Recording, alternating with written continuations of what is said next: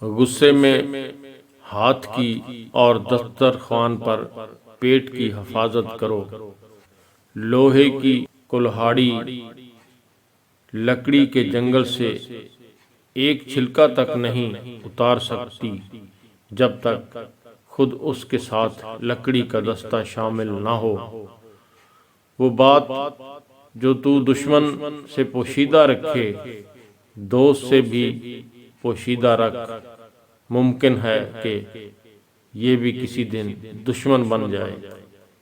اپنے دل پر بھروسہ کر، کسی سے محبت یا نفرت کرنے کے معاملے میں محتاط رہ۔ مصائب سے نہ گھبرا، ستارے ہمیشہ تاریکی میں چمکتے ہیں۔ جب خلقت کے پاس جاؤ تو اپنی زبان کی حفاظت کرو۔ محتاجی دین کو تنگ، عقل کو ضعیف اور مروت کو زائل کر دیتی ہے۔ شہوت دل میں اس طرح پوشیدہ ہوتی ہے جیسے پتھر میں آگ۔